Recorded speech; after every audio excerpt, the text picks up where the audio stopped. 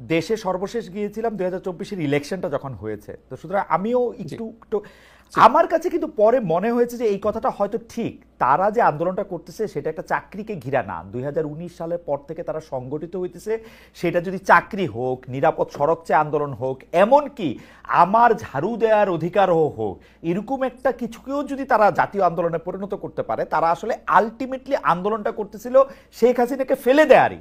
এতে তাদের সবচেয়ে বেশি সহায়তা করছে শেখ হাসিনা নিজে কিছু গুরুত্বপূর্ণ সিদ্ধান্ত নিয়ে, যেগুলিতে তাদেরকে আসলে সাহায্য করা হয়েছে তাদেরকে। তো আপনার কাছে কি এইটা এরকম মনে হয় না যে আসলে চাকরিটা না, তারা আসলে সংগঠিত হইতেছিল একটা কমন কজকে ঘিরা, যেটাতে তারা আসলে শেখ হাসিনাকে ধাক্কা দিতে পারে? আমি মনে করি না। তাদের অনেকের ভেতরে এই ইচ্ছা ছিল না তা বলছি না। আমার রিটেন ডকুমেন্ট আছে, আমি অনেকগুলো কলামে এটা লিখেছি, আমি আমার ভিডিওতে বলেছি, আমি বাংলাদেশে তিউনিসিয়া মডেলের একটা ঘটনা ঘটবে, আমি সেটা একদম ক্লিয়ারলি বলেছি।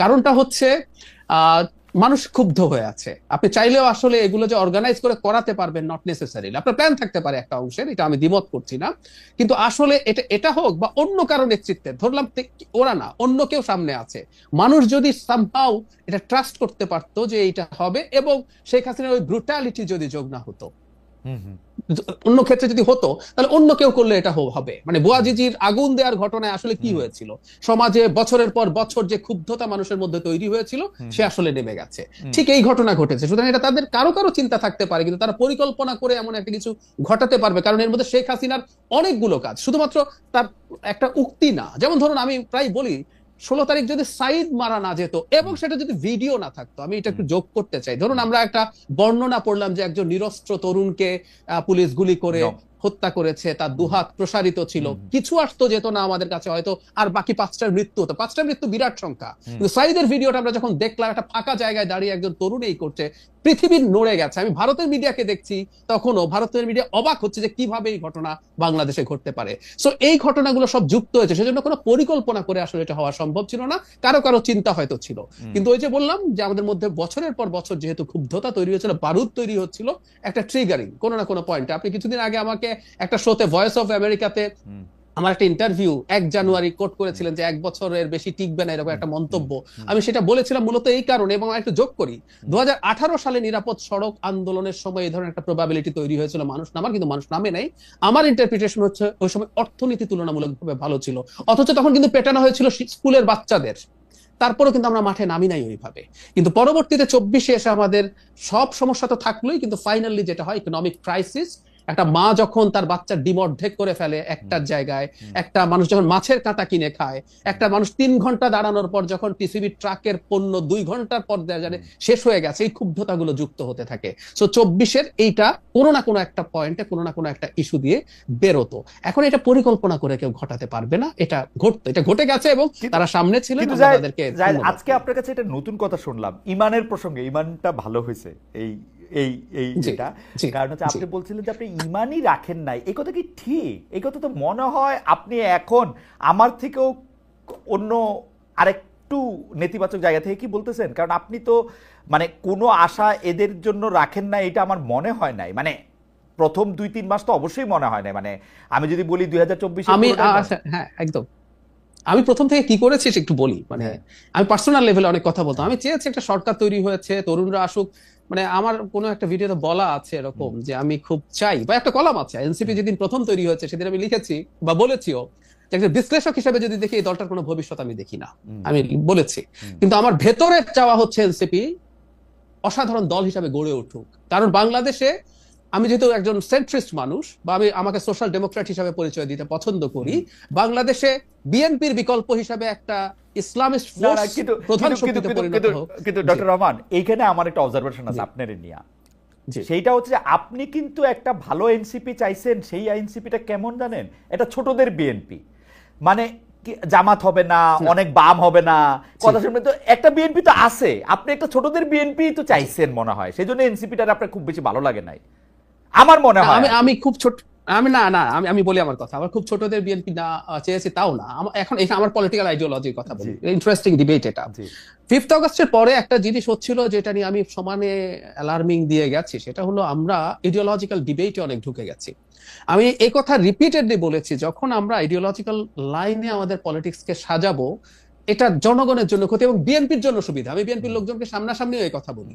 তখন হয় কি, আমাদের ওয়েলফেয়ারের আলোচনা কমে যায়, আমরা জনগণের জন্য কি করব, আমাদের গভর্নেন্সের আলোচনা চলে যাবে। বিএনপি বিশ্বাস করেন আগামী নির্বাচনে যদি একটা রাইটিস্ট ফোর্স দাঁড়ায় তার সাথে কম্বাইন্ডলি, তখন দেখা যাবে আসলে বিএনপি জাস্ট ওই পয়েন্টেই একটা বিরাট অংশের ভোট পেয়ে যাবে। যদি রাইটিস্ট আসছে তাকে ঠেকাও, পরবর্তী নির্বাচনেও যদি বিএনপি গুড গভর্নেন্স না দেয়, করাপশন করে, ভালো নির্বাচনের কথাই বলছি, মানুষ মনে করবে বিএনপি কে ভোট দাও। আমার মনে হয়েছিল এই ইডিওলজিক্যাল ডিবেট গুলো সরিয়ে রেখে, যেমন মধ্যপন্থা, সেন্ট্রিস্ট পলিটিক্স তো একটা স্পেকট্রাম, কেউ যদি সেন্টার লেফট হয়, কেউ সেন্টার রাইট হোক, বা কেউ লিবারেল হোক, সেটাও একটা স্পেকট্রাম, সবাইকে আবার হুবহু একই হইতে হবে তা তো না। না, কিন্তু ডক্টর জাহেদ, এটা একটা ইন্টারেস্টিং, মানে আপনি আপনার একটু খেয়াল করেন, আজকে না হইলো 5 বছর পরে খেয়ালটা কিরকম, আপনি যেরকম একটা রাজনীতি, একটা রাজনৈতিক ব্যবস্থা বা যেরকম একটা সরকার দল আপনি চিন্তা করতেছেন, হয় না সব রাস্তায় রোমের দিকে যায়, আপনার সব যুক্তি কেন জানি মানে বিএনপির দিকেই যাইতেছে, মানে বিএনপি যেরকম, মানে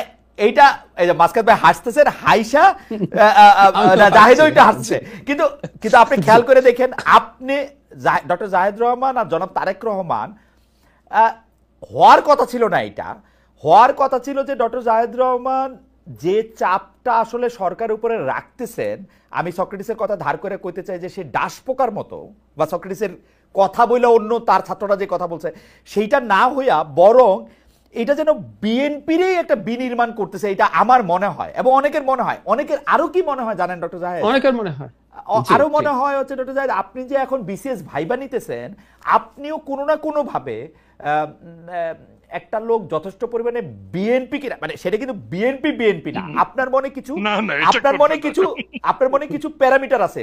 সেই প্যারামিটারটা হচ্ছে যে আপনি কি যথেষ্ট পরিমাণ ডানপন্থী, আপনি কি মৌলবাদী, আপনি কি যথেষ্ট পরিমাণ বামপন্থী, আপনি কি আওয়ামী লীগের প্রতি সফট, এগুলি বাদ দিয়া এটা ভালো, মানে এটা হিজবুত তাহরির না, হিজবুত তাহরির না, মানে হিলফুল ফজলে চড়া ভালো ছাত্রের একটা বিএনপির খোঁজে আপনি আসেন কিনা ডক্টর জাহেদ? এটা আপনি একটু আমার একটু এক দুই কথা যদি বলেন, আমি একটু মাসকাত ভাইয়ের কাছে যাই। না, হ্যাঁ হ্যাঁ বলবো নিশ্চয়ই। আমি একদম প্রকাশ্যে একটা কথা বলেছি, এটা নিয়েও প্রচুর ডিবেট হয়েছে। সেটা হচ্ছে, আমি এরকম একটা কথা বলেছিলাম যে এই মুহূর্তে, বাক্যটা আগে বলি, অনেক পত্রিকা এটার ফটো কাট করে ছেড়ে দিয়েছে, আমার বিস্তারিত কথাটা সেখানে ছিল না, অনেকে পড়েননি, যে এই মুহূর্তে বিএনপি ছাড়া আমাদের কোনো গতি নাই। আমি এটা আবারও এখানে বললাম। কেন বললাম?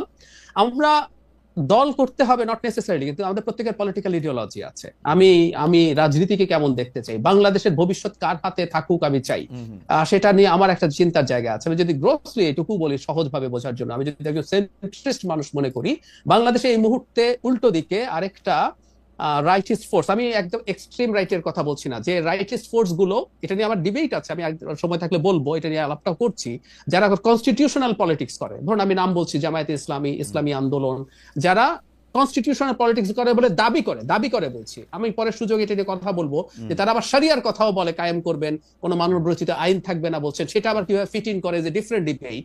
কিন্তু এই আইডেন্টিটি পলিটিক্স এর বিরুদ্ধে আমার খুব স্পষ্ট অবস্থান আছে।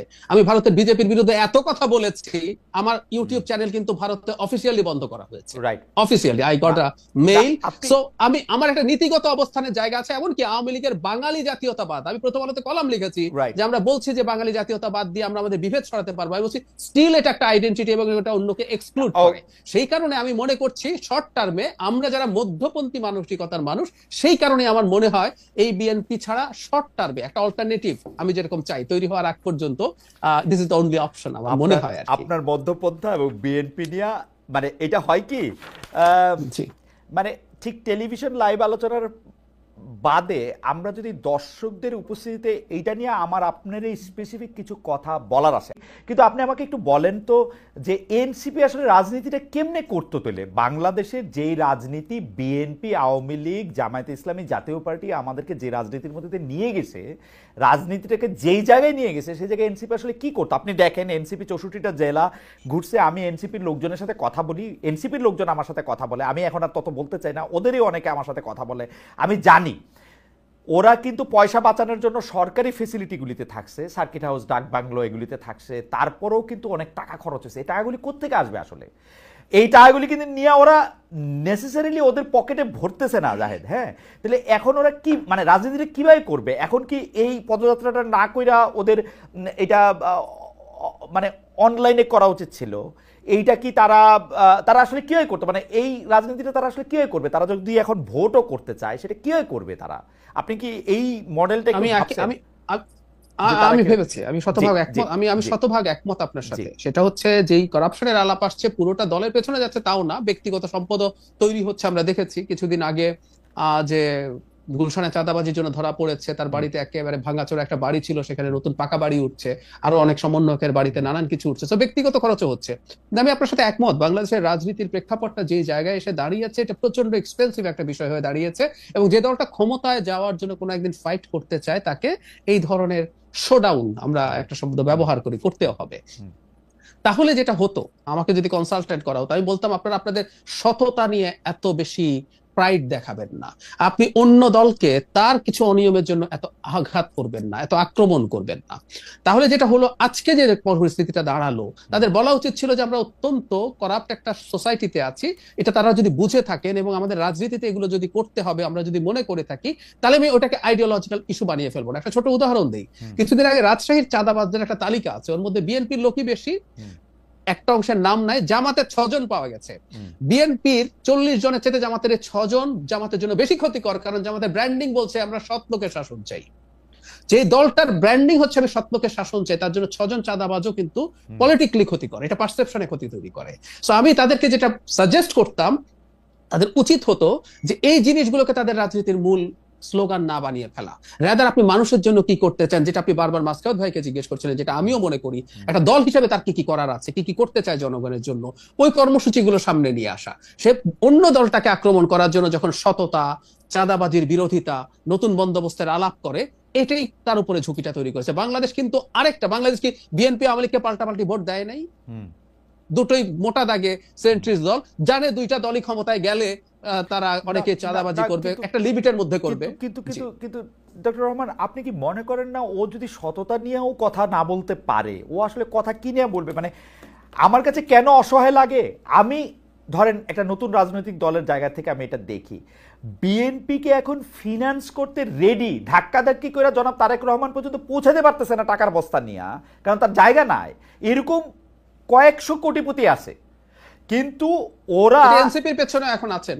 জি, এনসিপির ওরা একজনের ফোন করে যদি 2 লাখ টাকা চাইতেছে যে ভাই আমাদেরকে 2 লাখ টাকা দেন, আমরা ওই জায়গা থেকে হাইটা ওই জায়গায় যাবো, ওইটাও কিন্তু আমরা কোশ্চেন করতেছি। আপনি পলিটিক্যাল পার্টি হিসেবে ওরা করবে এটাকে? আপনি বলতেছেন যে না, সততা নিয়ে প্রশ্ন করা যাবে না, বা সততা নিয়ে আপনি প্রশ্ন করলেন না, কিন্তু আসলে রাজনৈতিক মডেলটা কি হবে ওরা যদি একটা রাজনৈতিক দল করতে চায়? না না না খালেদ ভাই, আমি একটু খেয়াল করি। প্রথম কথা হচ্ছে, এনসিপি কে প্রথম থেকেই ব্যবসায়ীরা দুর্দান্ত সাহায্য করেছে, ওদের কতগুলো প্রবলেম হয়েছে।